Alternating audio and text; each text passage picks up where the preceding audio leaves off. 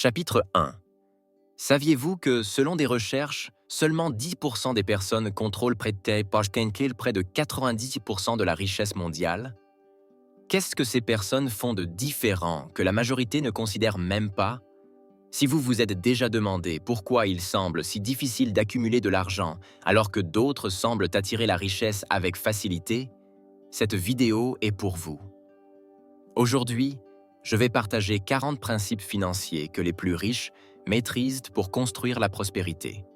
Le principe numéro 22 en particulier pourrait être le plus difficile, mais une fois que vous l'aurez maîtrisé, vous pourriez complètement changer votre destin financier.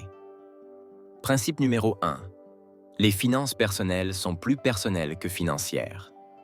Selon les experts, les gens font des folies avec l'argent, mais on ne peut pas qualifier quelqu'un de fou, car chaque personne présente une réalité qui justifie en grande partie ses actions en relation avec l'argent.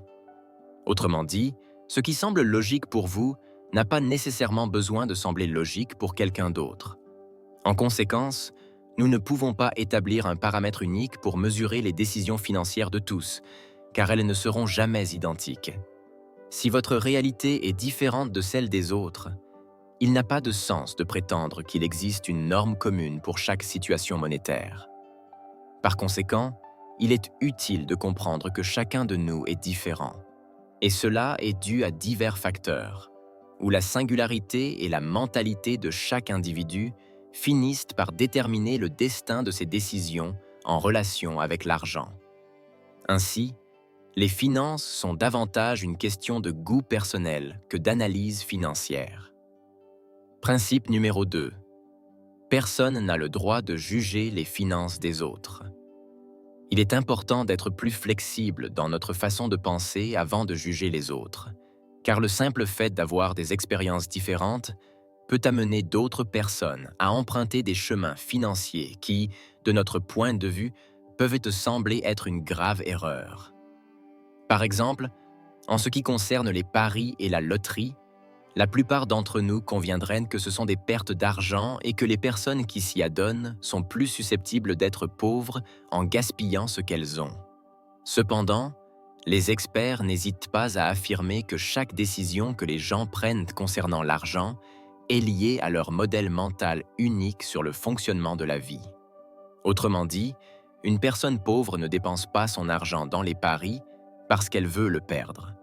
Elle investit son argent dans la loterie parce qu'elle pense que le billet qu'elle achète peut être sa chance de sortir de la pauvreté.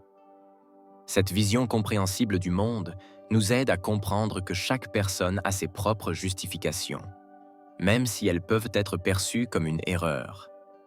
Par conséquent, ne pas juger les autres et ne pas laisser les autres nous juger est le point de départ pour comprendre pourquoi les finances sont propres à chacun.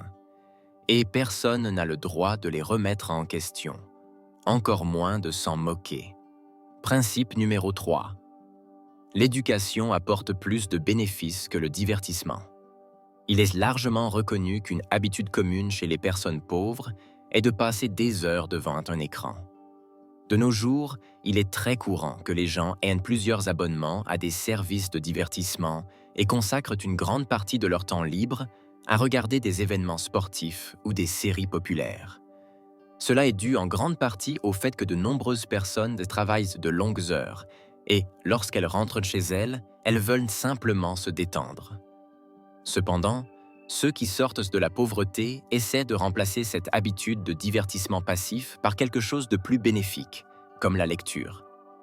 Bien que cela soit difficile pour beaucoup, ceux qui adoptent une culture de la lecture ont tendance à devenir plus ingénieux, générant plus d'opportunités pour améliorer leurs conditions économiques. Les personnes qui restent dans la pauvreté ont souvent du mal à payer un livre, mais n'hésitent pas à investir dans une nouvelle télévision plus grande. C'est un problème qui doit être détecté et amélioré. Il ne s'agit pas de priver les pauvres de loisirs, car il est nécessaire de se divertir et de se reposer. Cependant, il est tout aussi important de créer une habitude de lecture qui permette une évolution intellectuelle pour sortir de la précarité économique. Principe numéro 4. Nous avons tous beaucoup à apprendre. Une des valeurs les plus importantes pour la transformation financière est l'humilité. Avoir de l'humilité implique de reconnaître que vous ne savez pas tout. Cela signifie qu'il reste un long chemin à parcourir, en comprenant qu'il existe encore des informations utiles que vous ignorez et que bon nombre de vos croyances sur l'argent doivent être remises en question et, dans certains cas, complètement rejetées. Vous avez peut-être beaucoup appris tout au long de votre vie, vous avez peut-être beaucoup d'expérience dans la gestion de l'argent, mais il vaut toujours la peine de mettre à jour vos connaissances, surtout lorsque nous comprenons que beaucoup de gens vivent toute leur vie dans l'illusion, pensant que ce qu'ils ont appris lorsqu'ils étaient jeunes était la vérité absolue. À la surprise de beaucoup, une grande partie de l'information qu'ils ont reçue quand ils étaient petits était incomplète ou imprécise, ce qui se reflète dans des problèmes financiers, en particulier s'il manque l'humilité nécessaire pour les reconnaître comme des problèmes. Cependant, les problèmes existent pour être résolus, et les mauvaises informations ou l'ignorance peuvent être résolues par un apprentissage conscient. Faites votre part pour améliorer vos connaissances et n'ayez pas peur de remettre en question ce que vous savez déjà. Cela vous fera grandir en tant que personne et mûrir votre savoir, quel que soit votre âge. Principe numéro 5. Vous devez connaître les règles de l'argent pour maîtriser le jeu. Le succès se manifeste et s'étend au fil du temps à tous ceux qui connaissent les règles du jeu, qui sont à la disposition de tous, indépendamment des héritages familiaux ou des billets de loterie. Vous pouvez gagner tout l'argent du monde, mais si vos connaissances sur la bonne préservation de la richesse sont nulles, en peu de temps, la pauvreté sera votre compagne. Selon les experts, de nombreuses personnes excellent dans le fait de gagner de l'argent, mais sont très négligentes pour le conserver. Cela signifie qu'en l'absence de principes pour une préservation et une protection adéquates, peu importe combien d'héritages vous recevez, combien de billets de loterie vous gagnez ou combien de salaires astronomiques vous recevez dans votre vie professionnelle. Si vous ne vous souciez pas d'apprendre les principes d'une bonne gestion, il ne servira à rien d'avoir beaucoup, car tout disparaîtra rapidement. Par conséquent, apprenez à valoriser les attitudes positives envers l'argent, telles que l'austérité dans les dépenses, l'épargne pour la préservation et l'investissement pour la croissance. Ces trois approches convergent vers une grande partie du succès de toute personne, quelle que soit la somme qui arrive dans ses poches chaque mois. Principe numéro 6. Vos paroles doivent être basées sur la vérité. Lorsque vous dites la vérité, l'énergie circule positivement, permettant aux choses de transcender de la meilleure manière. Lorsqu'une personne a la vérité comme étendard, elle ne permet pas au mensonge, à la rumeur ou à la tromperie de prévaloir. Pour cette raison, les choses sont dites comme elles sont, et on ne cherche pas, de manière malveillante, à créer un environnement hostile pour une autre personne, encore moins à la tromper avec des paroles. Selon Miguel Ruiz, les mots sont l'outil le plus puissant que vous ayez en tant qu'être humain, l'instrument de la magie, mais ce sont comme une épée à double tranchant. Ils peuvent créer le rêve le plus beau ou détruire tout ce qui vous entoure, selon la manière dont vous les utilisez. Les mots peuvent vous libérer ou vous asservir plus que vous ne l'imaginez. Par conséquent, essayez toujours d'utiliser les mots de manière appropriée. Ne cherchez pas à tromper qui que ce soit lorsque vous faites des affaires, car cela ne fera qu'apporter des problèmes et des conséquences. Dire la vérité fera de l'argent un allié fidèle, car ce sera le résultat de vos principes éthiques et moraux. Principe numéro 7. Ne vous attendez pas à ce que la vie vous traite avec révérence. Beaucoup de gens ont l'habitude de se mettre en colère lorsqu'ils sont confrontés à la vérité, mais la réalité est que la vie fonctionne ainsi. Si vous avez l'habitude de mal gérer les questions liées à l'argent, ne vous attendez pas à ce que la vie vous récompense avec un traitement courtois.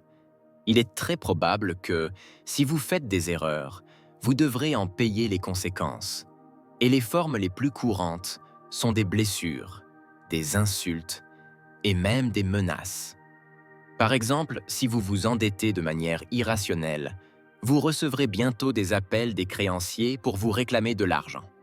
Les banques feront des rapports aux agences de notation et vos proches pourront agir avec froideur. Si vous appréciez ce livre audio, n'oubliez pas de l'aimer en cliquant sur le bouton « J'aime ». Et si vous souhaitez acheter la version numérique, rejoignez notre espace membre exclusif. Dans notre espace membre, vous trouverez tous les e-books de la chaîne en un seul endroit. Dans ces livres électroniques, vous trouverez de nombreux contenus précieux, des guides financiers pour débutants à l'apprentissage de la meilleure gestion de votre argent, accessibles où et quand vous le souhaitez. Si vous souhaitez rejoindre notre espace membre, le lien se trouve ci-dessous dans la description. Tous vous traiteront durement jusqu'à ce qu'ils récupèrent ce qu'ils vous ont prêté. L'argent fonctionne dans la société parce qu'il y a une responsabilité dans sa gestion. Si vous ne respectez pas cet engagement social, les gens perdront patience, et vous ne pouvez donc pas vous attendre à ce qu'ils vous traitent avec révérence. Il est essentiel de comprendre que la vie ne sera pas facile pour ceux qui s'habituent au gaspillage constant ou aux dettes. Rappelez-vous que de nombreuses choses sont régies par le principe de cause à effet. Plus l'irresponsabilité et le manque de contrôle financier sont grands, plus le niveau de stress et de difficulté sera élevé. De même, plus l'utilisation et le respect des responsabilités sont efficaces, meilleur sera le traitement que vous recevrez des autres. Principe numéro 8. Le succès et l'échec sont possibles à tout moment pour n'importe qui. Selon l'analyse des experts, l'effet accidentel des choses échappe à notre contrôle. Cela signifie que nous ne devons pas nous vanter de la victoire, tout comme nous ne devons pas nous laisser abattre par l'échec. Les deux peuvent se produire et les deux peuvent être inversés. Tout dépend de notre attitude pour gérer chaque situation. En ce qui concerne les finances personnelles et les investissements, il est urgent de comprendre que le risque est une constante dans toute décision ou action. Par conséquent, si l'erreur entraîne des pertes, nous devons savoir nous pardonner, car en l'absence de risque, il n'y aurait jamais de défaite. Dans le cas où nous subissons des pertes, il n'y a pas d'autre option que de relever la tête et de recommencer, jusqu'à ce que, le jour le moins attendu, nos talents et nos compétences coïncident avec le succès. Cela dit, gardez à l'esprit qu'il y a des moments et des circonstances dans la vie qui peuvent souffler en notre faveur, ou simplement se développer contre nous. Par exemple, une personne peut naître dans un pays développé, avec une famille riche et en bonne santé. D'un autre côté, une autre personne peut naître dans un pays en conflit, avec une famille dans le besoin et des maladies dès la naissance. Tout cela échappe au contrôle des individus. À la naissance, personne ne choisit ses conditions de vie. Mais en grandissant, nous avons tous la capacité d'améliorer les choses. Personne n'a le succès garanti dans la vie. Ainsi, la personne qui naît dans les meilleures conditions peut tout perdre à cause d'une mauvaise gestion, et la personne qui naît sans rien peut construire un empire de richesse inégalé.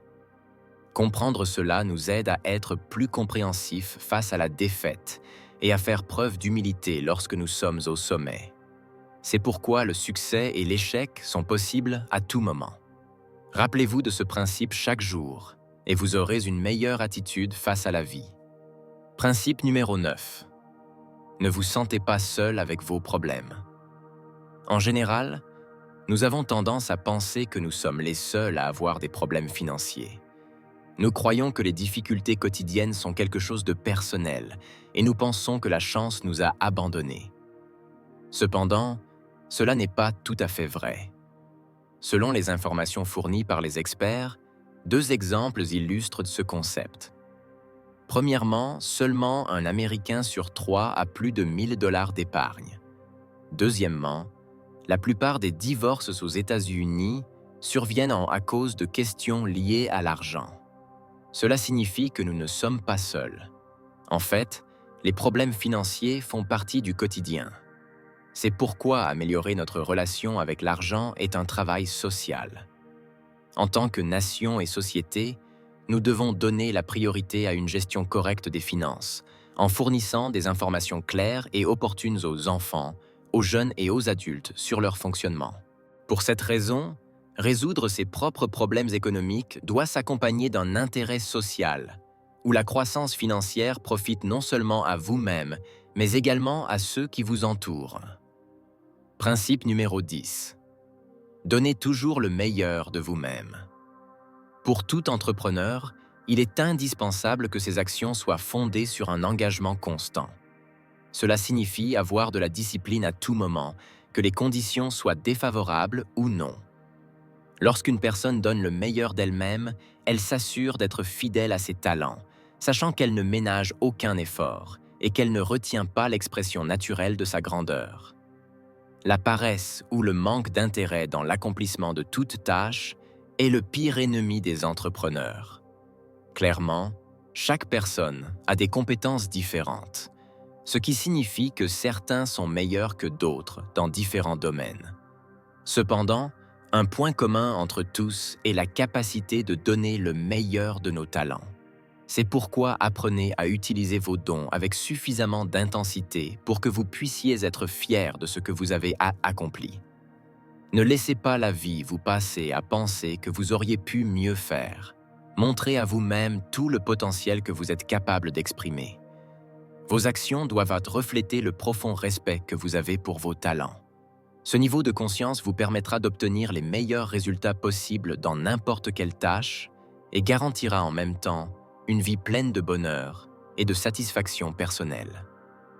Principe numéro 11. Apprenez à apprécier ce que vous avez. Selon une histoire confirmée par plusieurs investisseurs aux États-Unis, lors d'une grande fête donnée par un multimillionnaire célèbre, un des invités a essayé de provoquer un autre en disant que l'hôte de la fête avait gagné plus d'argent en une seule journée qu'il n'en avait accumulé au cours de toute sa vie de travail. Cependant, l'homme qui était provoqué a répondu « C'est vrai, il gagne beaucoup plus que moi, mais j'ai quelque chose qu'il n'aura jamais. J'ai suffisamment. » Dans notre société actuelle, lorsqu'une personne dit qu'elle a suffisamment, cela semble un conte de fées. La grande majorité d'entre nous a été conditionnée à avoir de l'ambition et à vouloir gagner de l'argent tous les jours pour accroître infiniment notre richesse. Le marketing impitoyable nous a fait croire que pour être heureux, nous devons avoir plus que nos proches et amis. Et nous ne pouvons jamais étancher notre soif d'acquérir des biens matériels pour prouver que nous avons de l'argent. Cependant, la personne qui apprend à dire qu'elle a suffisamment devient une anomalie dans le système car elle cesse d'alimenter la chaîne de consommation et des apparences, en profitant et en valorisant ce qu'elle possède sans avoir besoin de le montrer aux autres. En écartant des sentiments nocifs comme la jalousie, qui se manifestent lorsque les autres ont ce que nous n'avons pas encore. Lorsqu'une personne ne sent pas qu'elle en a assez, elle devient une proie facile pour l'argent illégal. Autrement dit, il est probable que, en souhaitant plus d'argent chaque jour, elle mette de côté ses principes et ses valeurs pour accumuler plus de chiffres sur son compte bancaire. À long terme, cela représente un grave problème pour notre bien-être financier, et c'est pourquoi nous devons apprendre à apprécier ce que nous avons. Pensez maintenant aux choses qui vous appartiennent et remerciez la vie pour elles, même si elles sont peu nombreuses. Si vous êtes reconnaissant dans les moments de manque, vous serez capable de profiter pleinement lorsque vous aurez beaucoup. À l'inverse, si vous vous plaignez dans la pénurie, il est probable que vous vous plaigniez également dans l'abondance. Principe numéro 12. Ne négligez pas votre développement personnel. Beaucoup de personnes, en arrivant à l'âge adulte, assument certaines responsabilités qui accaparent toute leur attention.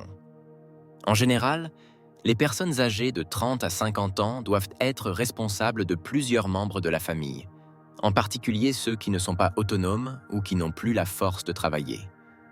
Autrement dit, en plus de devoir prendre soin d'eux-mêmes, les adultes d'âge moyen doivent consacrer leur temps à la protection et aux soins des enfants et des grands-parents. Par conséquent, le temps disponible pour le développement personnel se réduit à des quantités minimes et dans certains cas, l'adulte responsable néglige complètement son propre bien-être simplement parce qu'il ne sait pas répartir les responsabilités de manière saine. Cependant, selon les experts, lorsqu'une personne oublie complètement son développement en tant qu'individu, elle a tendance à traverser des crises existentielles à la quarantaine, où elle remet en question tout ce qui a été accompli au fil des ans. Lorsque quelqu'un se pose ce genre de questions, cela signifie qu'il a négligé son propre développement personnel. C'est pourquoi il est recommandé de comprendre qu'il existe un besoin humain d'équilibre sain entre le temps consacré au travail collectif et au développement individuel. Prendre soin des enfants et des aînés est tout aussi important que prendre soin de soi-même.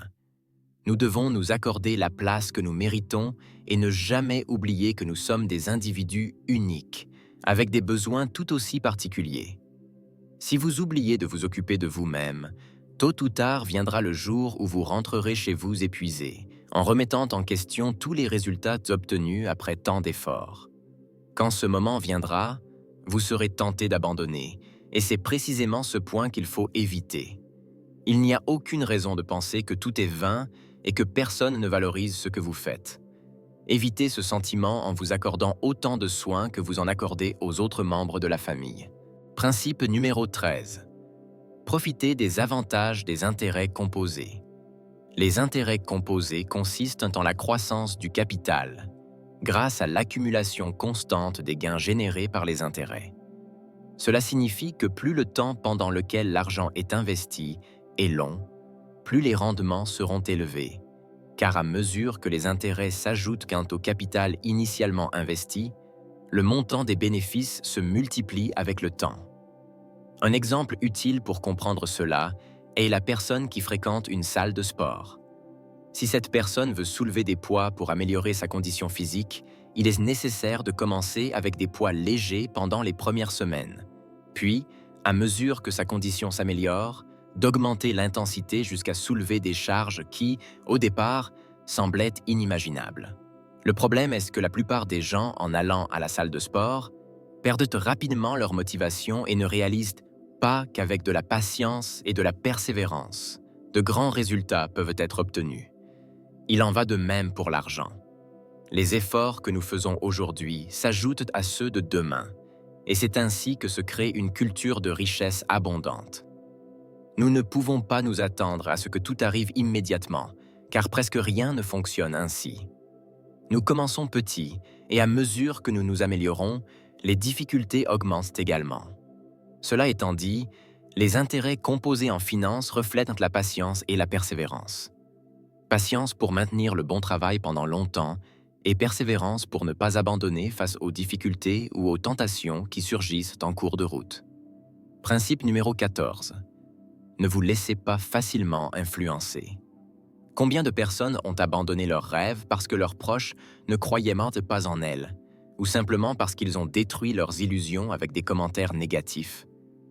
À quelle fréquence nous sentons-nous vulnérables aux idées et aux sentiments des autres, qui, sans s'en rendre compte, nous limitent et nous conduisent à un état de peur, où le rejet finit par dicter notre vie? Cette situation nous fait constamment sentir que nous ne sommes pas capables, parce que tout notre entourage nous convainc que nous ne sommes pas faits pour réussir. Cependant, le problème n'est pas ce que les autres disent, mais la façon dont nous intégrons ces idées comme des vérités incontestables pour nos vies.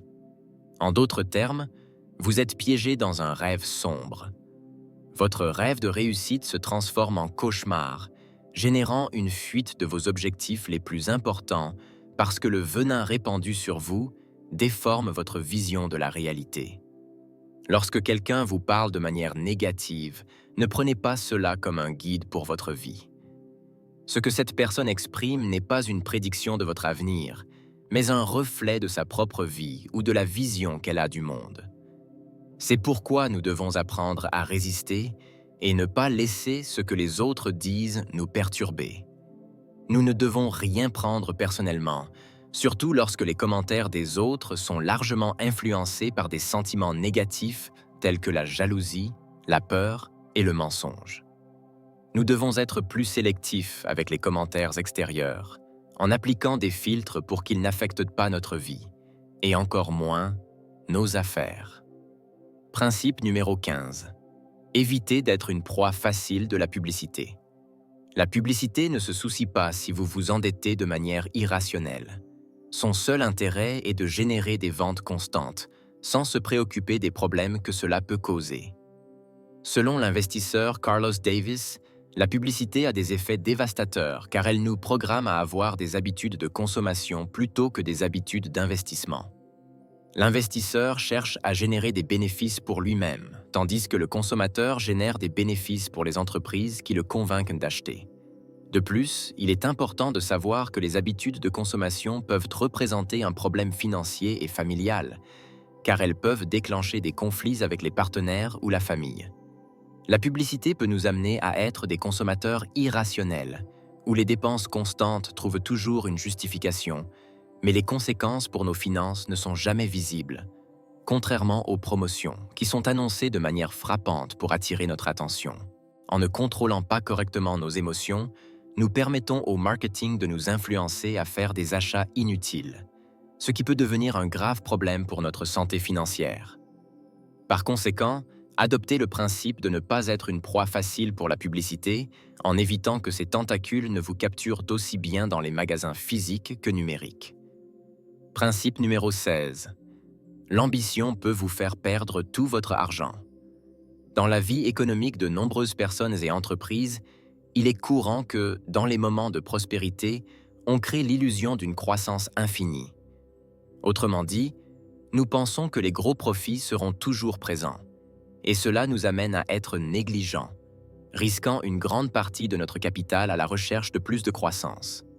Cela signifie que nous négligeons notre bien-être financier par ambition et le laissons à la merci du marché, qui peut inverser ses résultats et mettre en péril tout l'argent que nous avons. Par conséquent, cela crée non seulement des problèmes pour nous-mêmes, mais aussi pour notre famille, nos associés ou nos employés. L'analyste financier Nassim Taleb a affirmé « Être habile dans quelque chose et survivre sont deux choses différentes. Le premier nécessite le second. C'est pourquoi vous devez éviter à tout prix la ruine. D'où l'importance d'être austère dans les moments d'abondance et de maintenir un certain degré de prudence, qui servent d'alerte pour comprendre que l'ambition peut nous mener à la faillite. Même si nous savons que, dans les moments de prospérité, les circonstances sont en notre faveur, il est probable que des revers surviennent, et nous devons apprendre à y faire face sans compromettre ce que nous avons déjà acquis. Ainsi, faire preuve de prudence dans les moments d'abondance agit comme une assurance contre l'inattendu et comme une protection solide pour ce qui a déjà été gagné. Principe numéro 17. Le temps est le gain le plus précieux que l'argent puisse produire. Beaucoup de gens débattent constamment de savoir si l'argent apporte le bonheur, et probablement, la réponse est non. Directement, avoir de l'argent ne vous rend pas heureux. Cependant, avoir de l'argent pour pouvoir disposer de votre temps dans les activités que vous souhaitez et au moment que vous voulez est probablement le meilleur gain que nous puissions en tirer. La liberté de choisir est un état que peu de gens peuvent atteindre, et c'est là que la richesse peut jouer un rôle fondamental dans la construction d'un style de vie adapté à nos goûts et besoins. En d'autres termes, le temps disponible pour être utilisé selon nos propres paramètres et sous nos propres conditions est le véritable état de richesse. Cela signifie que cela ne sert à rien d'avoir beaucoup d'argent si vous n'avez pas assez de temps pour en profiter.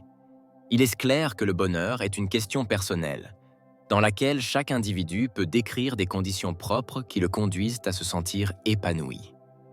Cependant, le point commun pour tous réside dans la gestion du temps.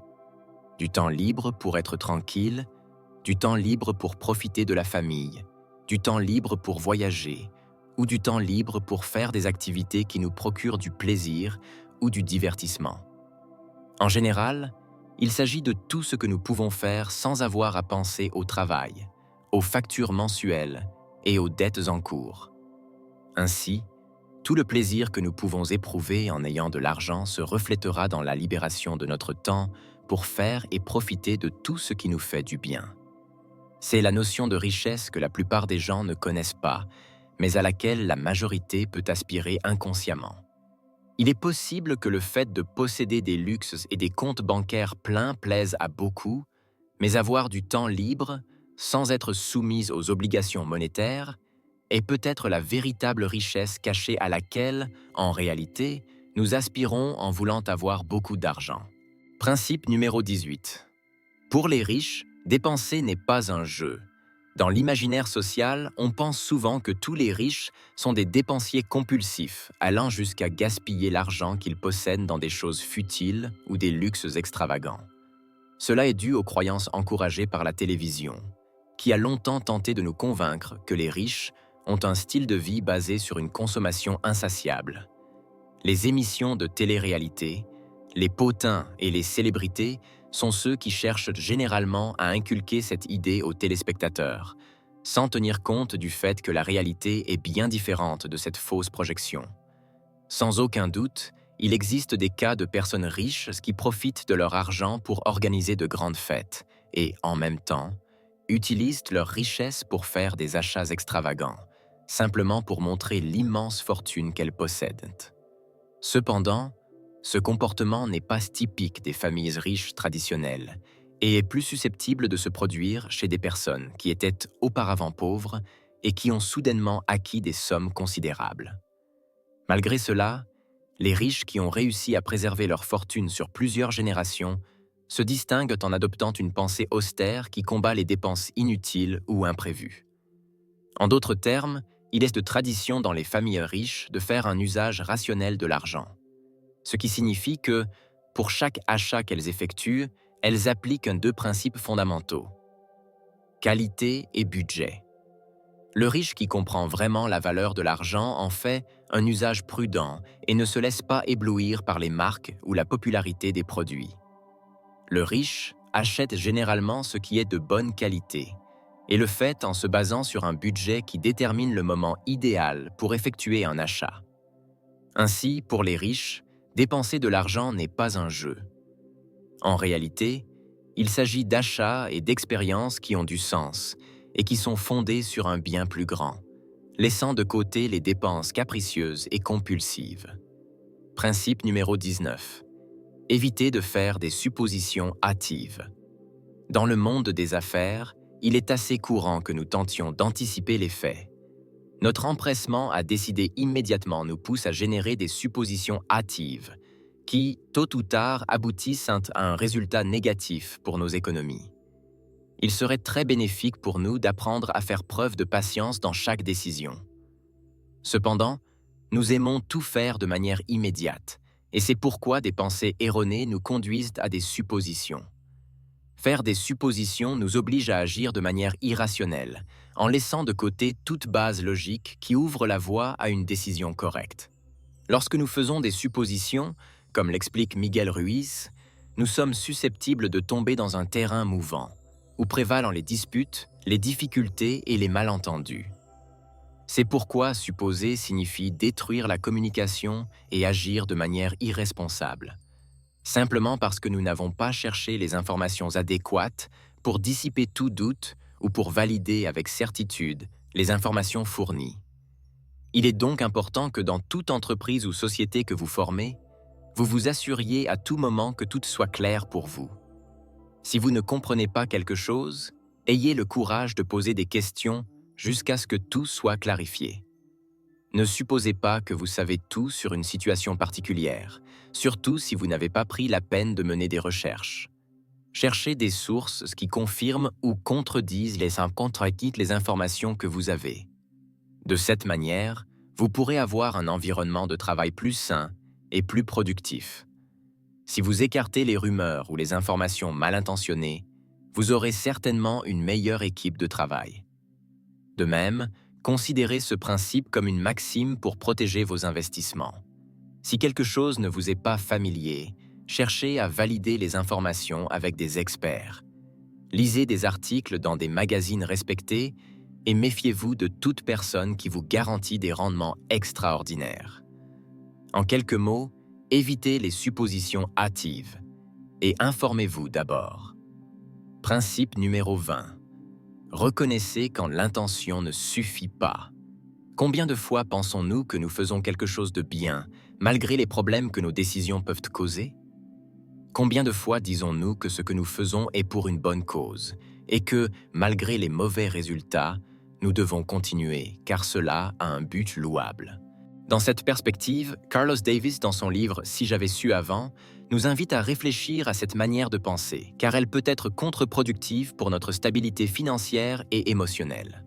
Selon ces propos, nous avons une intention correcte, appropriée, bonne, mais pour l'atteindre, nous utilisons une stratégie incorrecte, qui ne nous permet pas de réaliser ce que nous souhaitons et finit par générer des conséquences. Cela signifie que, quelles que soient les idées nobles que nous ayons, si la stratégie pour les réaliser est mauvaise, l'intention ne suffit pas. Par exemple, pensez à un père qui travaille jour et nuit pour offrir tous les luxes possibles à sa famille. Sans aucun doute, son intention est bonne, car il veut que ses proches ne manquent de rien. Cependant, il oublie de consacrer du temps de qualité à partager des câlins, des rires et des histoires ensemble.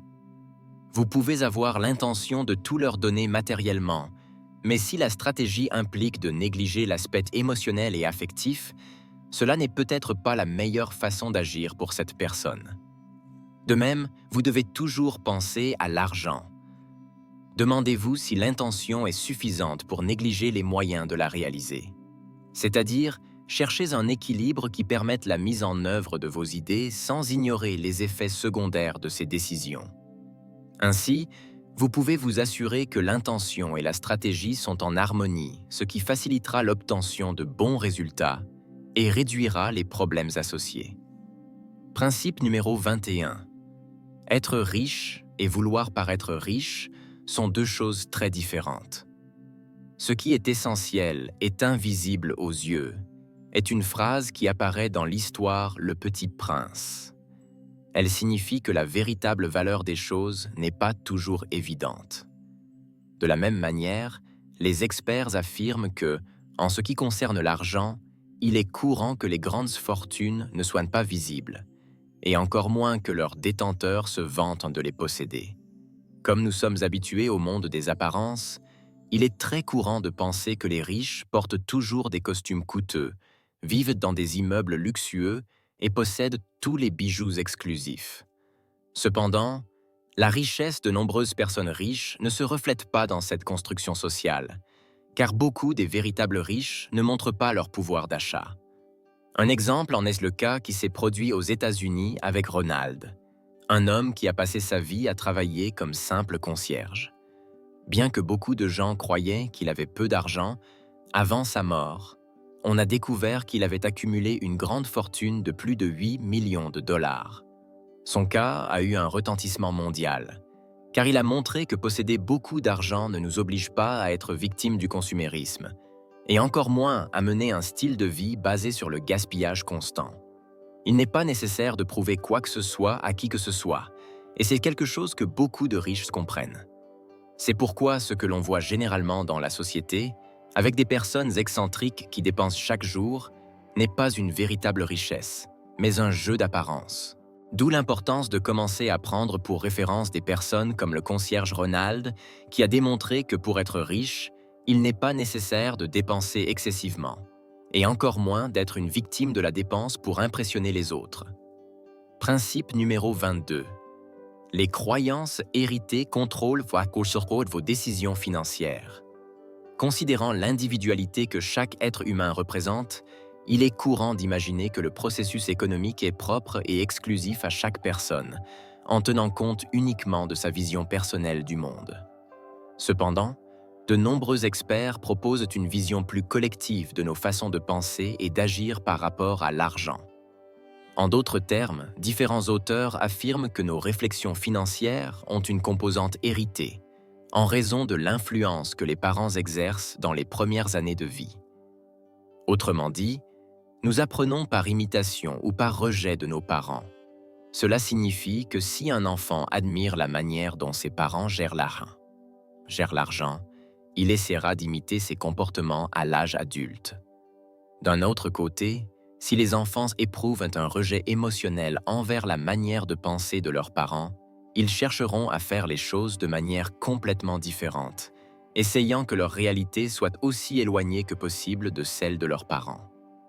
De même, un troisième groupe, bien qu'éprouvant du rejet, croira que c'est la seule façon d'agir dans la vie et reproduira, depuis la douleur, les mauvaises pratiques apprises de ses parents.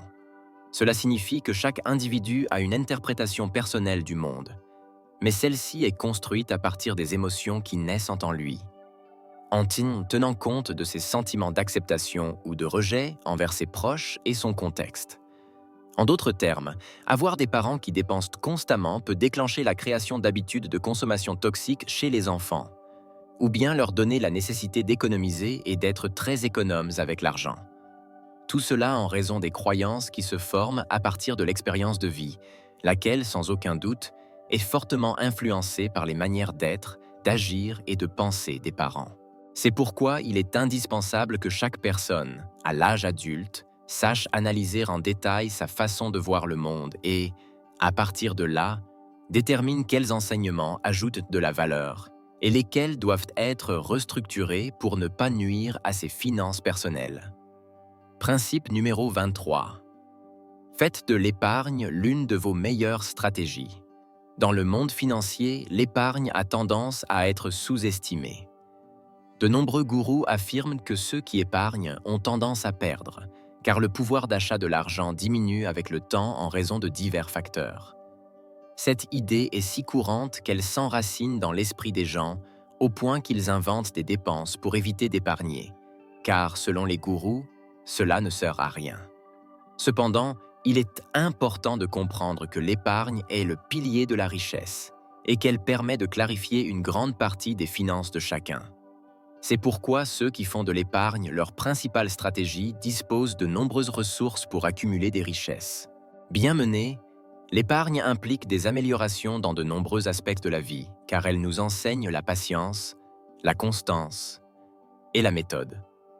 De plus, en comprenant que le monde change constamment, l'argent économisé offre la possibilité de s'adapter à notre propre rythme, sans que la pression des événements ne nous oblige à prendre de mauvaises décisions. Par exemple, on parle de plus en plus de l'impact économique que l'intelligence artificielle aura sur les emplois. Selon des études, beaucoup d'entre eux seront totalement remplacés par la technologie.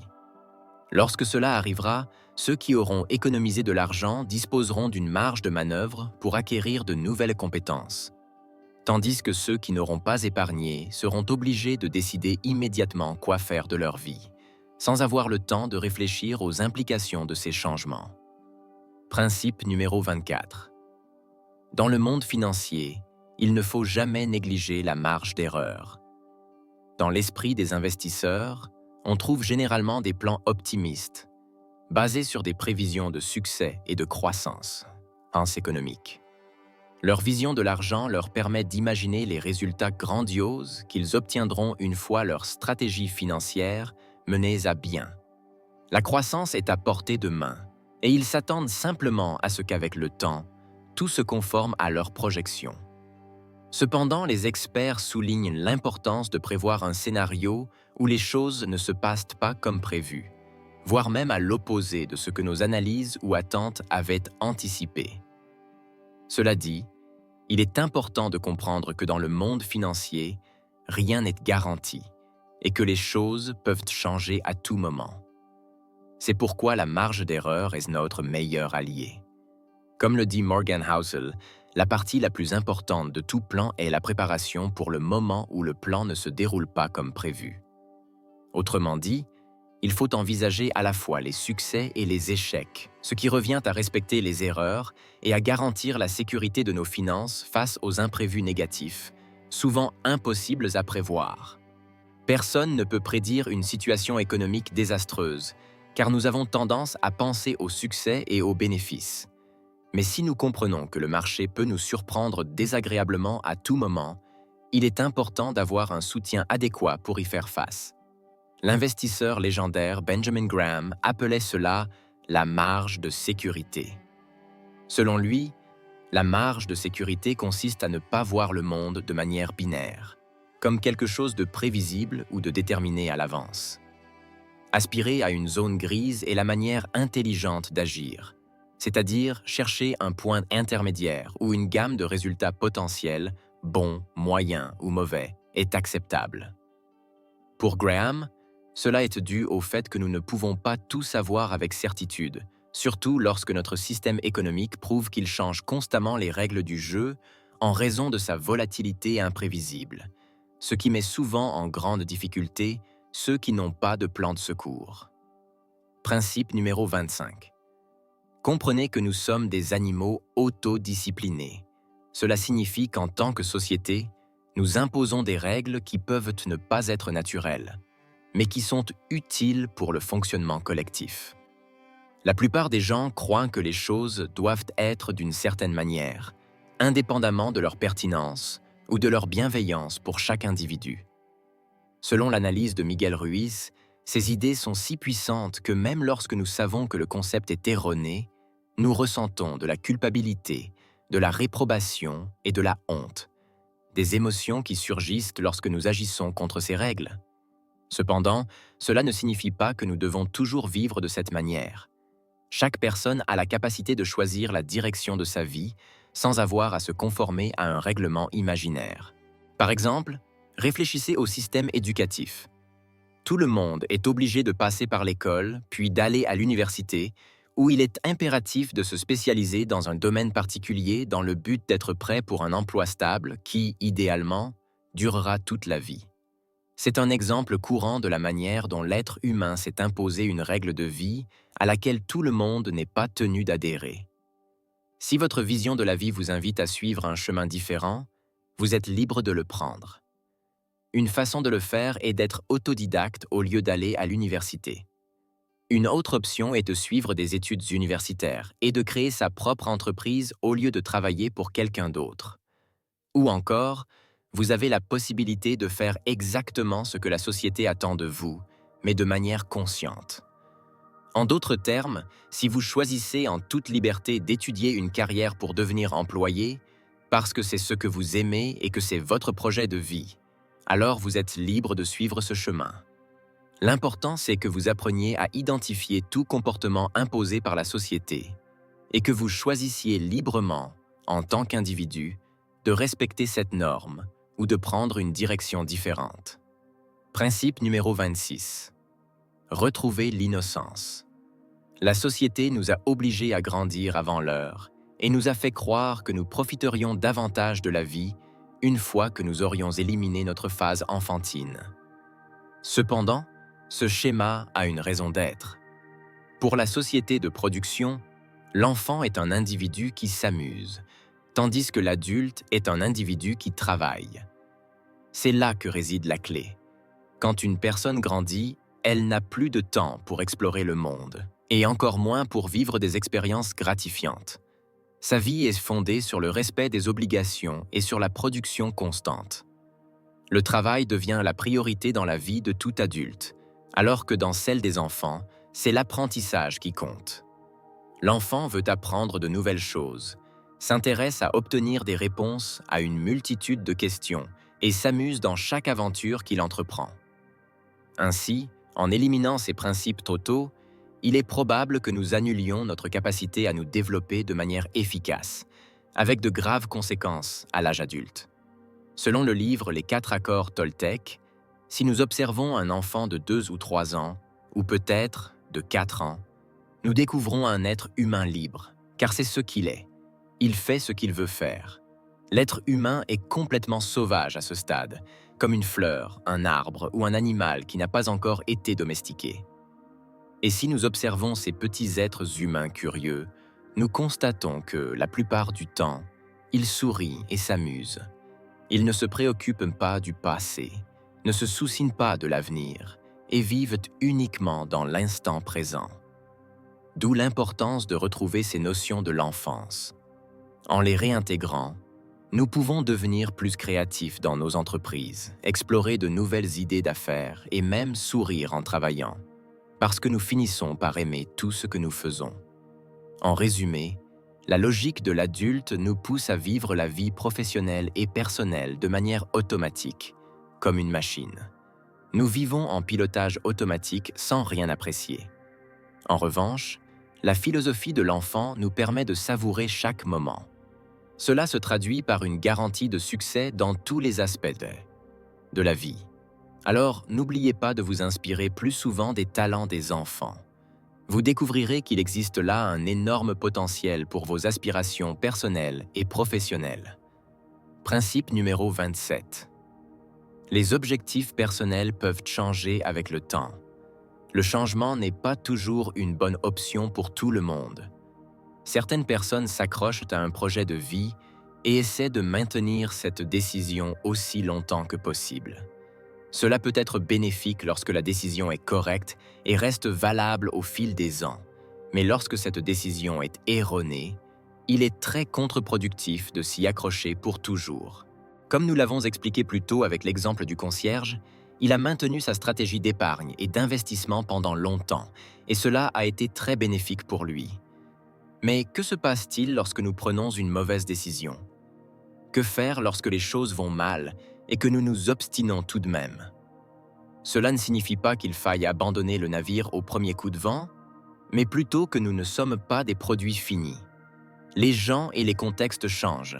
C'est pourquoi nous devons comprendre que nos objectifs et nos plans financiers peuvent aussi évoluer. Il n'y a pas lieu de s'accrocher à quoi que ce soit. Ce que nous devons rechercher en permanence, c'est la réussite, et celle-ci peut être trouvée après plusieurs échecs. Accepter cela signifie comprendre qu'il n'existe pas de coût irrécupérable. Autrement dit, nous ne devons pas essayer de sauver un projet échoué simplement parce que nous y avons consacré beaucoup de temps. Si quelque chose ne fonctionne pas, il est préférable de savoir l'abandonner. Plus nous parvenons rapidement à laisser derrière nous ce qui ne fonctionne pas, plus nous trouvons rapidement la bonne stratégie. Et lorsque cela arrive, nous pouvons nous efforcer de la faire durer dans le temps et travailler pour que ses progrès soient exponentiels. Principe numéro 28. Définissez votre pourquoi. Une stratégie utile pour apporter des changements efficaces dans la vie consiste à définir le pourquoi des choses, c'est-à-dire à renforcer nos rêves et nos aspirations avec une raison supérieure qui nous permet de rester concentrés sur la transformation en cours. Lorsque vous avez un pourquoi, vous trouvez les moyens. Cela signifie que, quelles que soient les difficultés rencontrées en cours de route, il est possible de persévérer dans votre objectif, car la raison qui vous motive est suffisamment forte pour surmonter toute adversité. Pour Miguel Ruiz, le pourquoi peut avoir deux sources. La plus courante est la peur, qui nous pousse à faire tout ce qu'il faut pour éviter une situation désagréable. Cependant, il n'est pas conseillé de baser votre pourquoi sur la peur, car cela peut être nuisible. Selon lui, les changements motivés par la peur exigent un grand investissement d'énergie, ce qui peut finir par épuiser la personne avec le temps. La peur est épuisante et finit par détruire la motivation. D'un autre côté, il existe un deuxième pourquoi, qui peut provenir de l'amour. L'amour est la source de vitalité du pourquoi. Lorsque quelque chose est fait avec amour, les difficultés deviennent plus faciles à surmonter. Et à aucun moment l'esprit de celui qui agit ainsi ne se décourage. Alors, essayez de mettre de l'amour dans tous vos objectifs. De cette manière, les difficultés seront plus faciles à surmonter et les résultats obtenus pourront transcender dans le temps et la grandeur. Principe numéro 29. Être un bon investisseur a un coût important. Les gens cherchent souvent à obtenir des résultats facilement, et si possible sans aucun coût. Nous aimons avoir l'impression de progresser sans effort. C'est pourquoi tout ce qui implique un coût est souvent rejeté. De plus, certaines choses qui semblent ne pas avoir de coût en théorie se révèlent dans la pratique beaucoup plus coûteuses que nous ne le pensions. Un exemple clair est celui du joueur de football, dont beaucoup pensent que la vie se résume à jouer 2 heures par semaine et à gagner des millions pour cela. Cependant, lorsque nous comprenons que le joueur doit relever une série de défis, nous commençons à mieux apprécier ce qu'il fait pour atteindre une carrière réussie. Parmi ces défis, citons le fait de rester loin de sa famille pendant de longues périodes, de s'adapter à des entraînements intenses, de se soumettre à des examens médicaux rigoureux, de supporter les critiques de l'opinion publique et d'améliorer constamment sa condition physique, quels que soient les impacts psychologiques. Il en va de même pour les investisseurs prospères. Penser que l'argent de leurs investissements croît tout seul est une idée fausse. Un bon investisseur doit étudier le marché chaque jour, apprendre à gérer les pertes, rester calme face à la volatilité constante et développer une résilience face à l'incertitude. Ces défis ne sont pas visibles au premier abord, mais lorsqu'ils apparaissent, de nombreuses personnes renoncent à l'idée de devenir des investisseurs prospères, se rendant compte que ce n'est pas un parcours facile. La plupart des gens reculent, car ils ne veulent pas payer le prix nécessaire, surtout lorsque les bons résultats ne sont pas immédiats. C'est pourquoi, comme le dit Morgan Housel, les dieux de l'argent ne respectent guère ceux qui cherchent une récompense sans en payer le prix. Il n'y a pas de récompense sans effort, et il n'y a pas d'effort si l'on attend que le succès soit gratuit. Il est donc conseillé de comprendre le coût d'être un investisseur prospère. Lorsque vous réalisez que ce n'est ni facile ni gratuit, votre vision du véritable fonctionnement du marché s'élargit. À partir de là, vous pouvez prendre des décisions plus judicieuses qui vous permettront de choisir la voie la plus appropriée, en sachant que la rentabilité du marché n'est ni facile ni gratuite. Principe numéro 30. Les idées ne prennent vie que lorsqu'elles se matérialisent. Selon l'analyse de Miguel Ruiz, vous pouvez avoir de grandes idées en tête, mais ce qui compte vraiment, c'est l'action. Une idée qui n'est pas mise en pratique ne produit ni résultat, ni récompense, ni manifestation concrète. Combien de fois nous perdons-nous dans un flot de pensées? Nous visualisons ce que nous voulons accomplir et imaginons les situations qui nous rendront heureux. Mais, de retour à la réalité, nous n'entreprenons souvent que peu ou pas d'action pour concrétiser ces pensées. Prenons l'exemple d'une relation amoureuse. Supposons qu'une personne se visualise avec son partenaire idéal, rêve d'avoir une belle famille et de vivre dans une grande maison pour partager des moments inoubliables. Cependant, cette même personne, dont les rêves romantiques sont magnifiques, est trop paresseuse pour sortir de chez elle. Autrement dit, bien qu'elle valorise l'idée de fonder une famille, elle ne se prépare même pas pour sortir et rencontrer son partenaire idéal. Elle attend chez elle, sans bouger, comme si l'amour allait frapper à sa porte. Cela peut arriver à une personne sur 1 million, mais la vérité est que si vous voulez fonder une famille, vous devez d'abord trouver votre partenaire. Et pour cela, il faut sortir et chercher. Si vous vous cachez dans vos pensées et n'agissez pas, il est très peu probable que le résultat souhaité se produise. Alors, donnez vie à vos idées, poursuivez vos objectifs et mettez en place des actions qui les rendront réellement possibles. Principe numéro 31. Le pessimisme peut être extrêmement séduisant. Sur Internet, les vidéos qui deviennent virales sont celles qui prédisent des crises économiques. Les articles les plus lus concernent des problèmes financiers et les conversations les plus passionnées naissent souvent d'un mécontentement général. En d'autres termes, le pessimisme est plus attrayant pour le public parce qu'il est intellectuellement plus captivant. Les gens qui parlent de la manière dont les choses s'améliorent sont généralement peu écoutés, tandis que ceux qui prédisent des temps difficiles et des futurs sombres attirent toute l'attention. Les pessimistes oublient sans que l'ingéniosité humaine a déjà montré à maintes reprises sa capacité à résoudre les problèmes et les besoins les plus urgents. Cependant, les prévisions fatalistes finissent par dominer, affectant la clarté d'esprit de beaucoup. Cela s'explique par le fait que, en tant qu'espèce, notre cerveau a évolué pour prêter plus d'attention aux menaces, rendant tout problème qui nous est présenté encore plus intéressant. De grandes entreprises en profitent, utilisant la peur, la pauvreté, la faim et l'insécurité comme des mines d'or. D'où l'importance d'apprendre à freiner la diffusion de nouvelles biaisées, d'émissions sensationnalistes et de prévisions pessimistes. La plupart de ces contenus cherchent simplement à tirer profit de notre angoisse. Nous devons être plus prudents face à ce type de stratégie et apprécier les bonnes choses de la vie. Si vous réfléchissez calmement, vous verrez qu'il y a beaucoup de bonnes choses dans le monde qui en valent la peine. Concentrez-vous sur elles et réduisez progressivement votre exposition au pessimisme, car seuls quelques-uns en tirent vraiment profit. Principe numéro 32. Les cartes de crédit peuvent être de grands alliés si elles sont utilisées correctement. Les cartes de crédit peuvent être des outils utiles si elles sont utilisées de manière responsable. Permettant l'achat d'articles nécessaires sans paiement immédiat, et offrant souvent des récompenses et des avantages supplémentaires.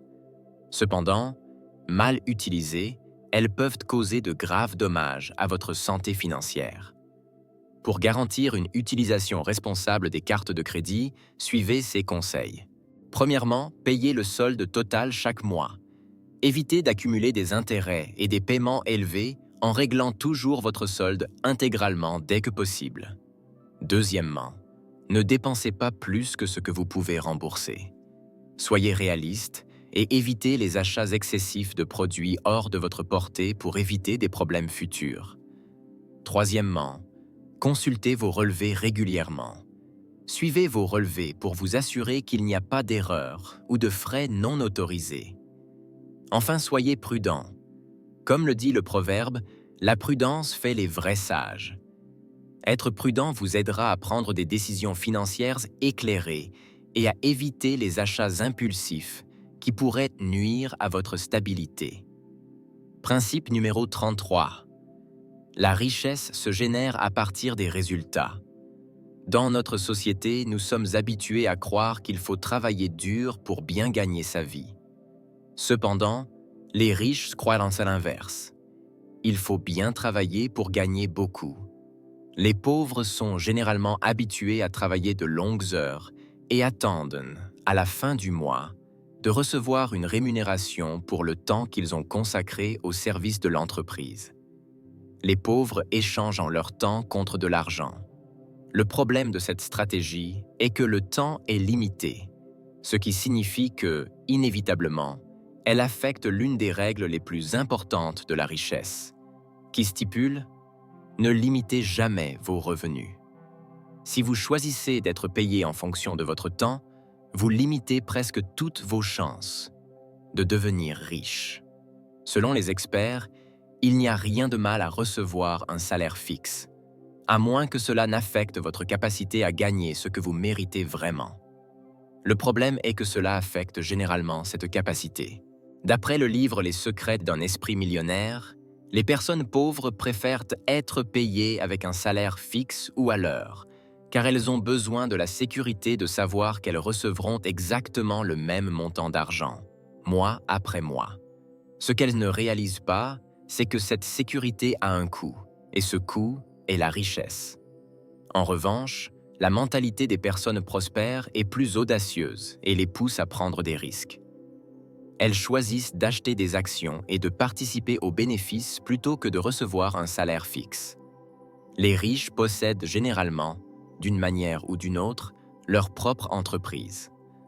Posséder sa propre entreprise est plus risqué, car cela dépend de votre capacité à la faire prospérer. Cependant, lorsque vous parvenez à vous positionner sur le marché, la récompense économique augmente considérablement, car les grands résultats seront beaucoup plus rentables que ce que l'on peut gagner en tant qu'employé. Principe numéro 34.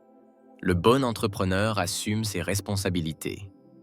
Combien de fois avons-nous été entourés de personnes qui ne se responsabilisent jamais pour leurs problèmes? Elles trouvent toujours quelqu'un à blâmer.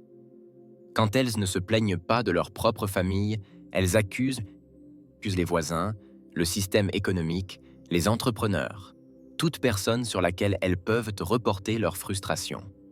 C'est l'un des principaux indicateurs que quelqu'un est mentalement bloqué et manque de créativité ou de capacité à se réinventer pour sortir de ses difficultés.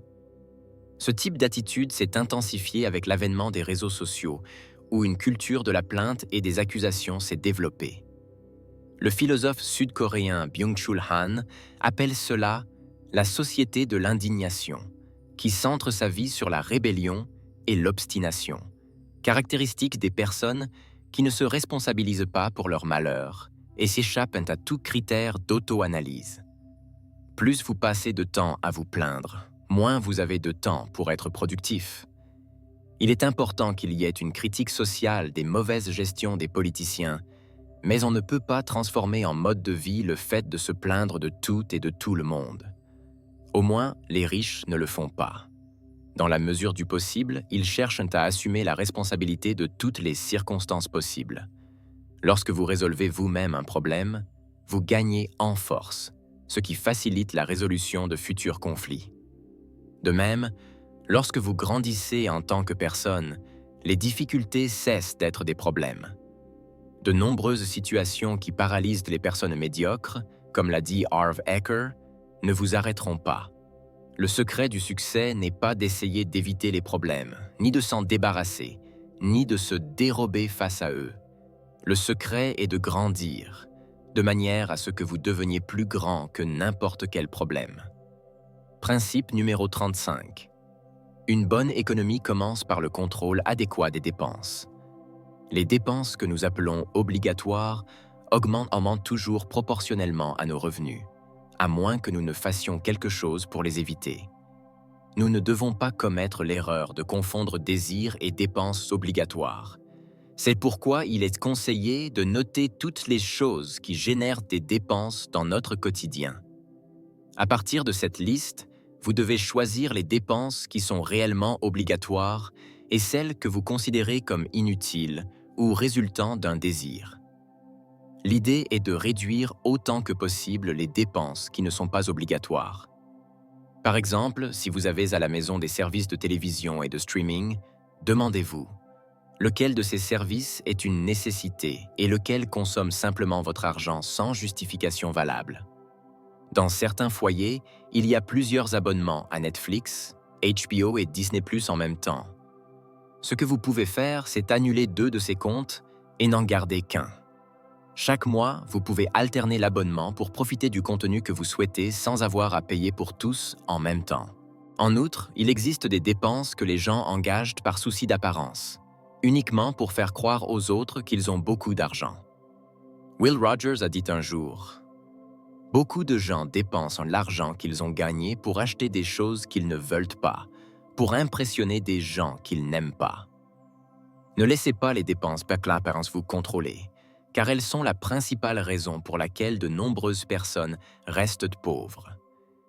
Ici, il est important de rappeler que le budget sera le premier outil pour contrôler les dépenses.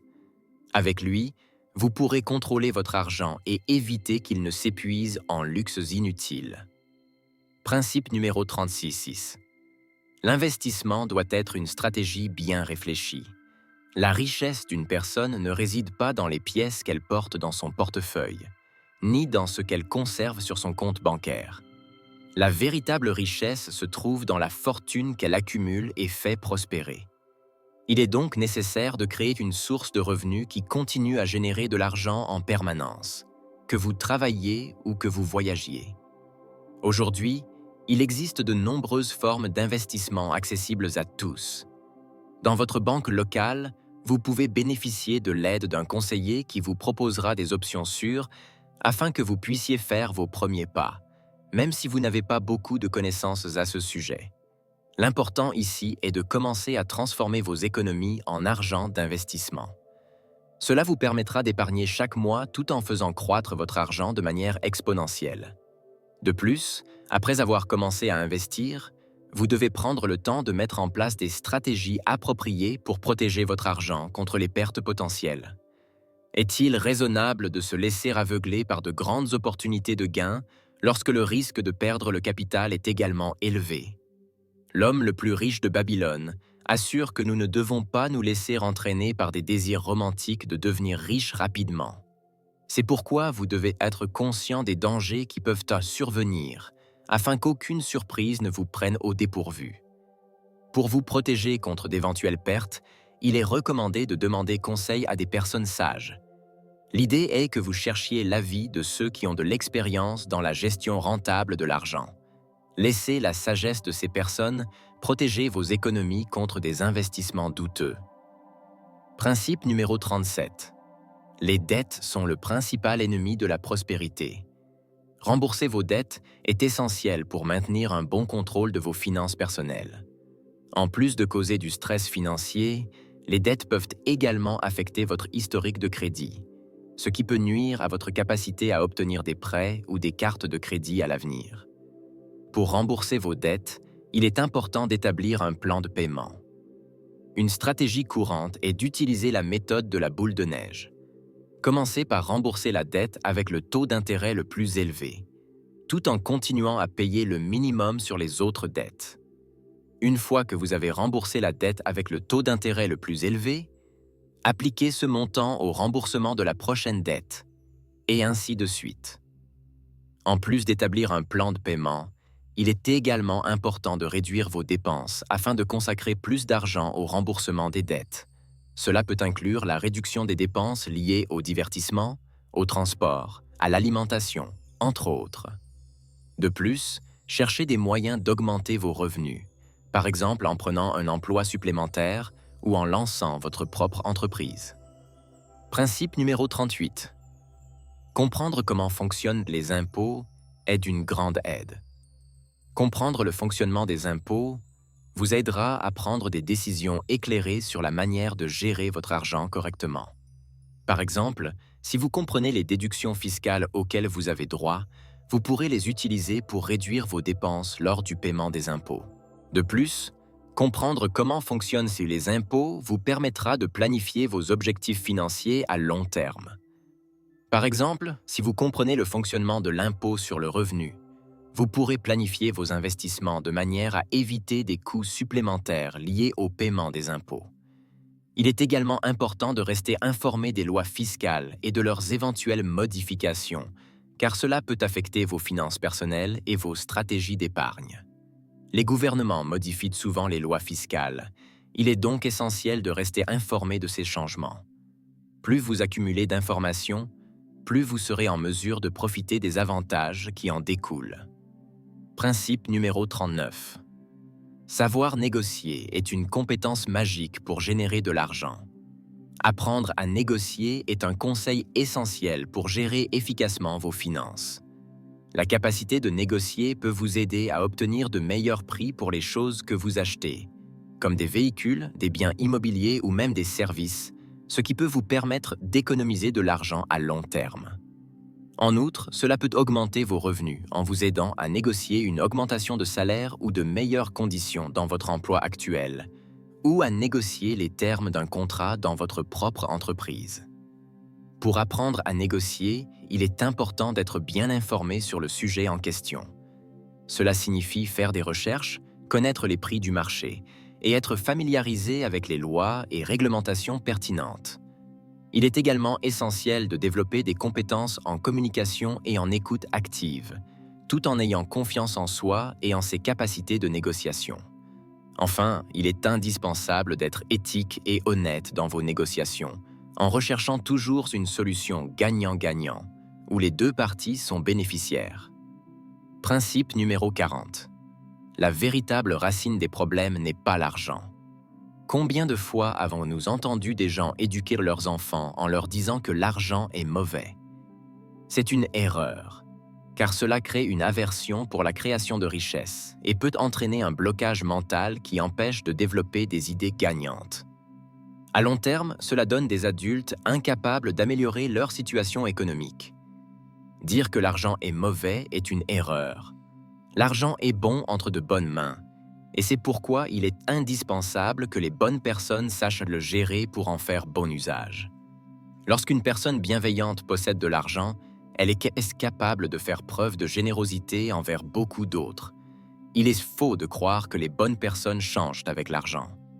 Si quelqu'un est bon, il le restera indépendamment de sa situation économique.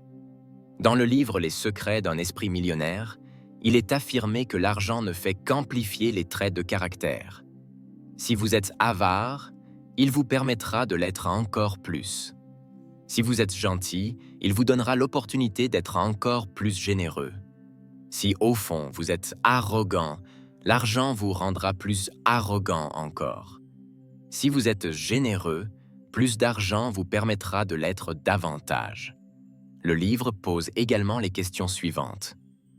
Qui aidez-vous lorsque vous n'avez pas d'argent? N'êtes-vous pas simplement une bouche de plus à nourrir?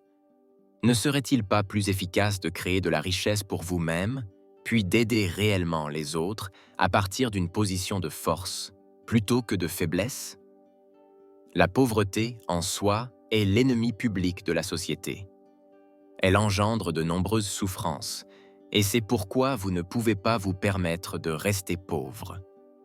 Lorsque vous comprendrez votre importance dans la construction d'une société meilleure, vous saurez qu'il est de votre responsabilité d'améliorer votre situation économique pour votre bien-être, celui de votre famille et celui des personnes vulnérables. La charité et l'humilité peuvent être pratiquées avec peu d'argent. Mais imaginez combien de personnes vous pourriez aider lorsque vous aurez une prospérité économique. Cela dit, pratiquez la charité.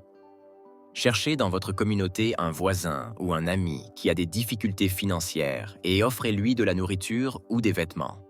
Il n'est pas nécessaire d'en faire beaucoup.